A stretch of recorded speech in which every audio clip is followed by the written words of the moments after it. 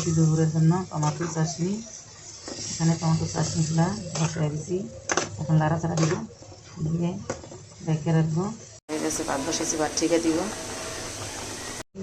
ইলিশ মাছ দিয়া সিম ডাল রান্না করবো, এখানে বেগুন ভাজি করবো। এটা হয়ে গেল, এখন ছোটো করে ঢেলে দিছি, এগুলো কষাইতেছি, কষে ভালোভাবে। তারপরে মাছ দিয়ে ইলিশ মাছ দিয়ে রান্না করবো সিম আলু দিয়া। এখন সিম আলু মাছ দিয়ে দিলাম, ইলিশ মাছ এগুলা দিয়া সিম আলু দিয়ে রান্না করবো। যে ছোটো একটা মাছ দিলাম, মাছটা ভালোভাবে কষাই রাখিয়া তারপরে সিম আলু দিয়ে দিব। আলু সিম দিয়ে এখন ভালোভাবে লাড়াচাড়া দিয়ে ঢাকনা রেখে রাখবো। মাছটা কষে রাখছি, মশলা কত সুন্দর কালারটা দিয়েছে মাছে। এখানে কষানো হয়ে ভালো করে লাড়াচাড়া দিই, দিয়ে দিব। বেগুন বাছতাছি, বেগুনগুলো দিয়ে দিলাম। এই যে কড়ার ভিতরে বেগুন তেল সব মশলা মাখিয়ে দিয়ে দিলাম। এটা কষানো হয়ে গেছে, এখন আমি পানিটা দিয়ে দিই। অন্য কাম আছে, বাকি কামগুলো করতে যাবো। এখন এই যে পানি দিয়ে দিলাম।